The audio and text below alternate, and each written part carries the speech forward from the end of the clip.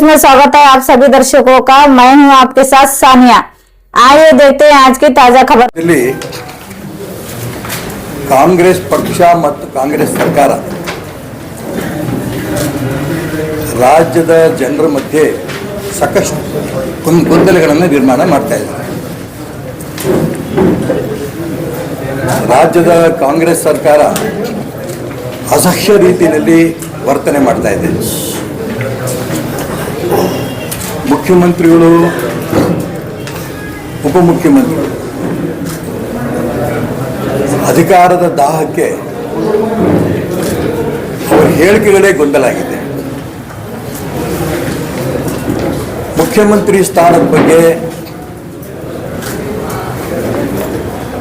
ಮುಖ್ಯಮಂತ್ರಿಗಳ ಜೊತೆಗೆ ನನ್ನ ಒಪ್ಪಂದ ಆಗಿದೆ, ಕೇಂದ್ರದ ನಾಯಕರಿಗೆ ಗೊತ್ತು, ಹೈಕಮಾಂಡಿಗೆ ಗೊತ್ತು ಅನ್ನೋಂಥ ಮಾತನ್ನು ಉಪಮುಖ್ಯಮಂತ್ರಿಗಳು ಹೇಳ್ತಾರೆ.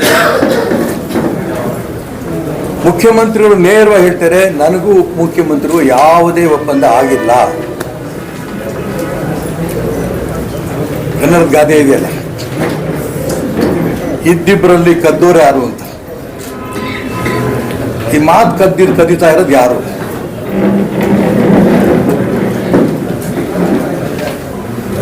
ಇದ್ರ ಮಧ್ಯೆ ಇಡೀ ಸಮಾಜವನ್ನು ಛಿದ್ರ ಮಾಡಿದ್ರು. ಎಲ್ಲರೂ ನಾವು ಪೂಜ್ಯ ಭಾವನೆಯಿಂದ ಧಾರ್ಮಿಕ ಗುರುಗಳನ್ನು ಗೌರವಿಸ್ತೇವೆ. ಕುರುಬರ ಸಮಾಜ ಸ್ವಾಮಿಗಳು ಸಿದ್ದರಾಮಯ್ಯನ ಪರ ಹೇಳಿಕೆ, ಒಕ್ಕಲಿಗರ ಸಮಾಜ ಸ್ವಾಮಿಗಳು DK ಶಿವಕುಮಾರ್ ಪರವಾಗಿ ಹೇಳಿಕೆ, ದಲಿತ ಸಮಾಜ ಸ್ವಾಮಿಗಳು ದಲಿತ ಪರವಾಗಿ ಹೇಳಿಕೆ. ಇದು ಜೊತೆಗೆ ಸ್ವಾಮಿಗಳು ಹೊಡೆದಿದ್ದಷ್ಟೇ ಅಲ್ಲ, ಶಾಸಕರು ಗುಂಪು, ಕಾರ್ಯಕರ್ತರ ಗುಂಪು, ಮಂತ್ರಿಗಳು ಗುಂಪು, ಈ ರೀತಿ ಗುಂಪುಗಾರಿಕೆ ಏನು ಮಾಡಬೇಕು ಅನ್ನೋದನ್ನ ಜನಕ್ಕೂ ಅನುಮಾನ, ಕಾರ್ಯಕರ್ತರಿಗೂ ಅನುಮಾನ, ಅಧಿಕಾರಿಗಳು ಅಂತೂ ಆರಾಮ ಮಲಗ್ಯಾರೆ, ಯಾವ ಅಭಿವೃದ್ಧಿ ಕೆಲಸನೂ ಇಲ್ಲ. ಈ ಮಧ್ಯೆ ಇಬ್ಬರು ಹೇಳ್ತಾ ಇದ್ರು, ಹೈಕಮಾಂಡ್ ತೀರ್ಮಾನಕ್ಕೆ ನಾವು ಬದ್ಧ. ತುಂಬ ಆಶ್ಚರ್ಯ ಅಂತಂದರೆ AICC ಅಧ್ಯಕ್ಷರು ಮಾನ್ಯ ಮಲ್ಲಿಕಾರ್ಜುನ್ ಖರ್ಗೆ ಅವರು, ನನಗೇನು ಕೇಳಬೇಡಿ, ನನಗೆ ಗೊತ್ತಿಲ್ಲ, ಹೈಕಮಾಂಡಿಗೆ ಕೇಳಿ ಅಂದರೆ ಈ ಹೈಕಮಾಂಡಲ್ಲಿ AICC ಅಧ್ಯಕ್ಷರು ಇಲ್ವಾ? ಸೋನಿಯಾ ಗಾಂಧಿ, ರಾಹುಲ್ ಗಾಂಧಿ, ಪ್ರಿಯಾಂಕಾ ಗಾಂಧಿ, ಗಾಂಧಿ ಕುಟುಂಬಕ್ಕೇನೆ ಕಾಂಗ್ರೆಸ್ ಒತ್ತೆ ಇಟ್ಬಿಟ್ರ? ಎಲ್ಲ ಗೊಂದಲ ಇವತ್ತು ನಾವು ಕಾಣ್ತಾ ಇದ್ದೀವಿ. ಡಿನ್ನರ್ ಮೀಟಿಂಗು, ಬ್ರೇಕ್ಫಾಸ್ಟ್ ಮೀಟಿಂಗು, ಇದರಲ್ಲೇ ಕಾಲಹರಣ ಆಗೋಗ್ತಾ ಇದೆ. ರಾಜ್ಯದ ಅಭಿವೃದ್ಧಿ ಬಗ್ಗೆ ಏನು ಚರ್ಚೆ ಇಲ್ಲ. ಈ ರೀತಿ ಒಂದು ರೀತಿ ಅಸಹ್ಯ ಹುಟ್ಟಿಸೋ ರೀತಿಯಲ್ಲಿ ರಾಜ್ಯದ ಕಾಂಗ್ರೆಸ್ಸು ಜನರ ಮಧ್ಯೆ ಮಾಡ್ತಾ ಇರೋದು ನಿಜಕ್ಕೂ ತುಂಬ ಆಶ್ಚರ್ಯ. ಚುನಾವಣಾ ಸಂದರ್ಭದಲ್ಲಿ ಕ್ರಿಶ್ಚಿಯನ್, ಹಿಂದೂ, ಮುಸ್ಲಿಂ ನಾವೆಲ್ಲರೂ ಒಂದೇ ಅಂತ ಬೊಗಳೆ ಹೊಡಿತಾ ಇರೋಂಥ ಈ ಕಾಂಗ್ರೆಸ್ ನಾಯಕರು ಈಗ ಯಾವ ಮಸೀದಿಗೂ ಹೋಗ್ತಿಲ್ಲ, ಯಾವ ಚರ್ಚಿಗೂ ಹೋಗ್ತಿಲ್ಲ, ಕೇವಲ ಹಿಂದೂ ದೇವಸ್ಥಾನಗಳಿಗೆ ಮಾತ್ರ ಹೋಗ್ತಿದ್ದಾರೆ. ಅವ್ರ ಹಿಂದುತ್ವ ಒಳಗಡೆ ಇದೆ. ಆ ಹಿಂದುತ್ವದ ಮುಖಾಂತರ ನಾನು ಉಳಿತೀನಿ ಅನ್ನೋಂಥ ಭಾವನೆ ಕಾಂಗ್ರೆಸ್ ನಾಯಕರಿಗೆ ಇರೋದ್ರಿಂದ ಅವ್ರ ಬೊಗಳೆಯನ್ನು ಜನ ಒಪ್ಪಲ್ಲ.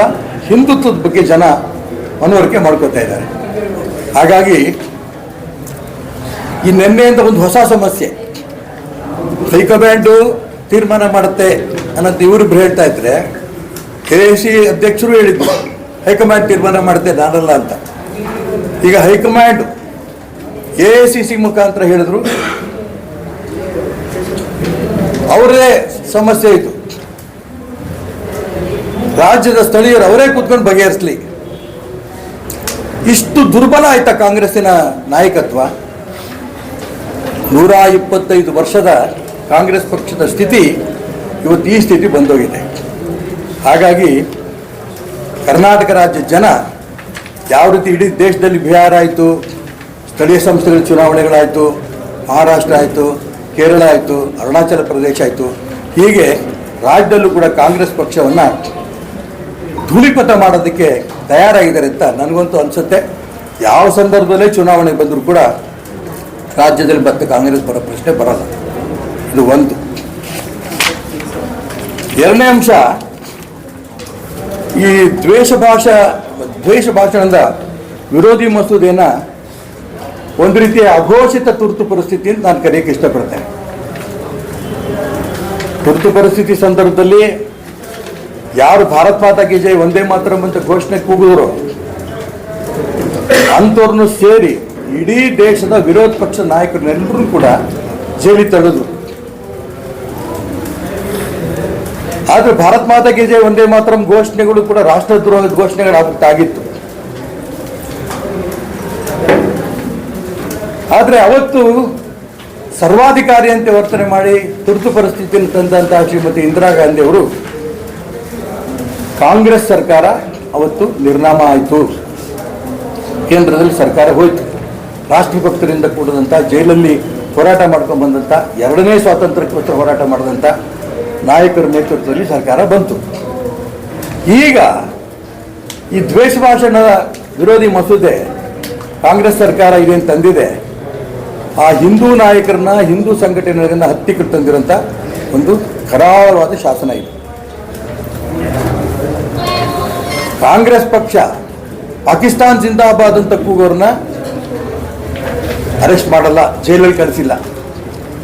ಮೊನ್ನೆ ಬೆಳಗಾಂನಲ್ಲಿ ನಡೆದಂಥ ಅಧಿವೇಶನದಲ್ಲಿ ಸ್ವತಃ ಪರಮೇಶ್ವರ್ ಹೇಳಿಕೆ ಕೊಟ್ಟರು. ಪಾಕಿಸ್ತಾನ್ ಜಿಂದಾಬಾದ್ ಅಂತ ಇಷ್ಟು ಕಡೆ ಘೋಷಣೆಗಳು ಕೂಗಿದ್ದಾರೆ. ಅವ್ರು ಎಷ್ಟು ಜನ ಜೈಲಲ್ಲಿದ್ದಾರೆ? ರಾಷ್ಟ್ರದ್ರೋಹಿಗಳಲ್ವಾ? ಯಾಕೆ ಕಾಂಗ್ರೆಸ್ ಪಕ್ಷ ಪಾಕಿಸ್ತಾನ್ ಜಿಂದಾಬಾದ್ ಕೂಗಿರೋ ರಕ್ಷಣೆ ನೀವು ಮಾಡ್ತಾ ಇದ್ದೀರಿ? ಇದಕ್ಕೆ ಉತ್ತರ ಇಲ್ಲ. ಈಗ ದ್ವೇಷ ಭಾಷಣ ಅನ್ನೋ ನೆಪದಲ್ಲಿ ತಮಗೆ ಬೇಕಾದವ್ರನ್ನ ಅರೆಸ್ಟ್ ಮಾಡೋಕ್ಕೆ ಒಂದು ವ್ಯವಸ್ಥೆ ಮಾಡ್ಕೊಂಡಿದ್ದಾರೆ. ಅದು ಜಾಮೀನು ಇಲ್ಲ. 1 ರಿಂದ 7 ವರ್ಷದ ತನಕ ಮೊದಲನೇ ಸರಿ ದ್ವೇಷ ಭಾಷಣ ಅನ್ನೋರಿಗೆ ಶಿಕ್ಷೆ, ಜೈಲು ಶಿಕ್ಷೆ. ಎರಡನೇ ಸರಿ ಆದರೆ 2 ವರ್ಷದಿಂದ 10 ವರ್ಷದ ತನಕ. ನನಗೆ 7 ಕೇಸ್ ಇದೆ ನನ್ನ ಮೇಲೆ ಇವತ್ತು. 70 ವರ್ಷನೂ ಜೈಲಾಗಿರ್ಬೇಕು.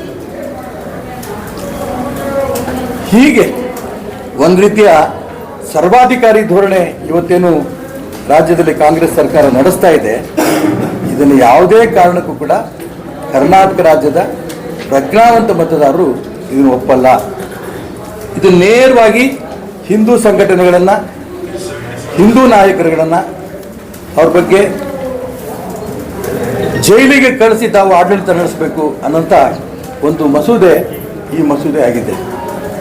ಯಾವುದೇ ಸಂದರ್ಭದಲ್ಲಿ ಚುನಾವಣೆ ಬರಲಿ, ನಾನು ನೇರವಾಗಿ ಹೇಳೋಕ್ಕೆ ಇಷ್ಟಪಡ್ತೇನೆ, ಆ ಚುನಾವಣೆಯ ಚರ್ಚೆ ಹಿಂದುತ್ವದ ಪರ ಇರೋದು ಯಾರು, ಹಿಂದುತ್ವದ ವಿರೋಧ ಇರೋದು ಯಾರು, ನೇರ ಚುನಾವಣೆ ಬರುತ್ತೆ. ಇದಕ್ಕೆ ಮುನ್ನುಡಿ ಇವತ್ತು ದ್ವೇಷ ಭಾಷಣದ ವಿರೋಧ ಮಸೂದೆಯನ್ನು ರಾಜ್ಯದ ಕಾಂಗ್ರೆಸ್ ಸರ್ಕಾರ ತಂದಿದೆ.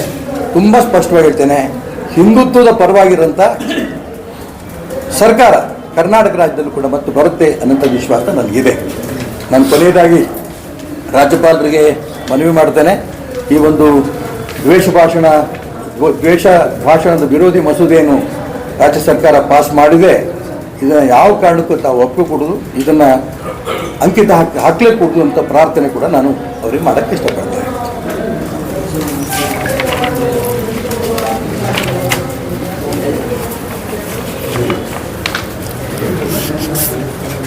ಸರ್, ಹಿಂದುತ್ವ ಪರ ಸರ್ಕಾರ ಅಂದರೆ ಬಿಜೆಪಿನ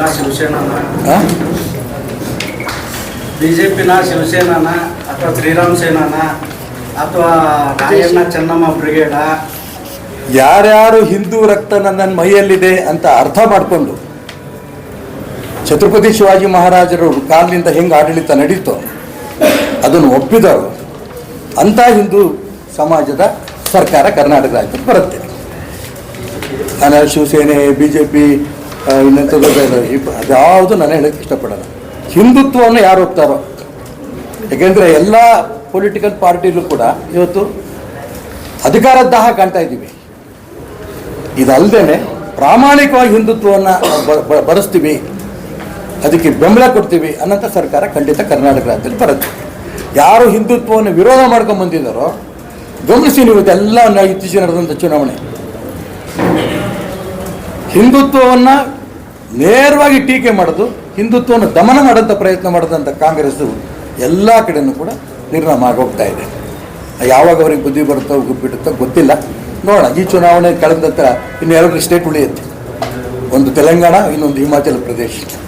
ಆ ಚುನಾವಣೆಗಳು ಬರೋಂಥ ಪರಿಸ್ಥಿತಿ ಏನು ಗೊತ್ತು. ನಾನು 100ಕ್ಕೆ 100 ಹೇಳ್ತೀನಿ, ಕರ್ನಾಟಕ ರಾಜ್ಯದಲ್ಲಿ ಹಿಂದುತ್ವದ ಪರ ಇರೋಂಥ ಸರ್ಕಾರ ಬರುತ್ತೆ. ಈಗ ನಾಳೆ ಸಮಾವೇಶದಲ್ಲಿ ನೀವು ಪಾಲ್ಗೊಳ್ತಾ ಇದ್ದೀರಾ ಹೇಗೆ ಸರ್? ಯಾವ ಸಮಾವೇಶ? ಮಬಲೇಶ್ವರ 100ಕ್ಕೆ 100 ಭಾಗವಹಿಸ್ತೀನಿ ನಾನು. ಇದೊಂದೇ ಅಲ್ಲ, ಎಲ್ಲೆಲ್ಲಿ ಮಾಡ್ತಾರೋ ಎಲ್ಲ ಕಡೆ ನಾನು ಹೋಗ್ತೀನಿ. ಈಗಾಗಲೇ 5-6 ಕಡೆ ಮಾಡಬೇಕು ಅಂತ ಅವತ್ತು ಚರ್ಚೆ ಆಗಿತ್ತು ಬೆಳಗಾಂನಲ್ಲಿ. ಎಲ್ಲ ಪ್ರಮುಖರು ಸೇರಿದಂಥ ಸಭೆ, ಅದರಲ್ಲಿ ಪ್ರತಾಪ್ ಸಿಂಹ ಇದ್ದರು, ಬಸವನಗೌಡ ಪಾಟೀಲ್ ಇದ್ದರು, ಸಿ ಟಿ ರವಿ ಇದ್ದರು, ಪ್ರಮೋದ್ ಮುತಾಲಿಕ್ ಇದ್ದರು, ಎಲ್ಲರೂ ಇದ್ದರು. ಅಲ್ಲಿ ಹಿಂದುತ್ವದ ಬಗ್ಗೆ ಇವತ್ತು ರಾಜ್ಯದಲ್ಲಿ ಅನ್ಯಾಯ ನಡೀತಾ ಇದೆ. ಕನ್ನಾರಿ ಸ್ವಾಮಿಗಳಿಗೂ ಸೇರಿ ಇದನ್ನು ಯಾವ ಕಾರಣಕ್ಕೂ ಬಿಡಬಾರ್ದು, ಜನರ ಮುಂದೆ ತಗೊಂಡು ಜನಾಂದೋಲನ ಮಾಡಬೇಕು ಅನ್ನೋಂಥ ಉದ್ದೇಶದಲ್ಲಿ ಮಾಡಿದ್ದಾರೆ. ಎಲ್ಲೆಲ್ಲಿ ಮಾಡ್ತಾರೋ ಎಲ್ಲ ಕಡೆ ಹೋಗಬೇಕು ಅಂತ ವೈಯಕ್ತಿಕ ನನಗೆ ಆಸಕ್ತಿ ಇದೆ. ಆ ಆಸಕ್ತಿಗೋಸ್ಕರ ನಾನು ಇಲ್ಲಿ ಬಂದೆ. ಬಟ್ ಅದರಲ್ಲಿ ಫಸ್ಟ್ ನಿಮ್ಮ ಸಭೆಯಲ್ಲಿ ಇದ್ದಾಗ ಈಗಿಲ್ಲ, ಎಲ್ಲದಕ್ಕೂ ಎಲ್ಲರೂ ಬರಬೇಕು ಅಂತೇನಿಲ್ಲ. ಅಲ್ಲ, ಸಮಾವೇಶದಲ್ಲಿ ಪಾಲ್ಗೊಳ್ಳೋ ಹೌದಪ್ಪ, ಎಲ್ಲದಕ್ಕೂ ಎಲ್ಲರೂ ಬರಬೇಕು ಅಂತೇನಿಲ್ಲ ಅಂದೆ. ಅಲ್ಲೊಂದು 150-200 ಜನ ಇದ್ರು. ಎಲ್ಲ ಸಮಾವೇಶಕ್ಕೆ ಒಂದು ಎಲ್ಲರ ಭಾಷಣ ಹೊಟ್ಟೆ ಜನ ಹೊರಡ್ತಾರೆ. ಯಾರಿಗೆ ಆಸಕ್ತಿ ಇರೋ ಬರ್ತಾರೆ, ಬಂದವರಲ್ಲಿ ಯಾರೋ ಒಬ್ರಿಬ್ಬರು ಮಾತಾಡ್ತಾರೆ. ಸ್ವಾಮಿಗಳೇನು ಮಾತಾಡ್ತಾರೋ ಆ ಮಾತುಗಳು ಕೇಳ್ಕೊಂಡು ಹೋಗ್ತೀವಿ. ಒಟ್ಟಾರೆ ಹಿಂದೂ ಜಾಗೃತಿ ಶುರುವಾಗಿದೆ ಇಲ್ಲಿಂದ.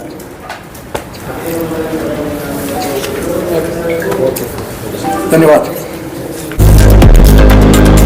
लेटेस्ट न्यूज अपडेट्स के लिए YouTube एक्सप्रेस को सब्सक्राइब कीजिए, साथ में बेल आइकॉन को भी क्लिक कीजिए। साथ ही साथ लाइक, शेयर और कमेंट करना ना भूलिए।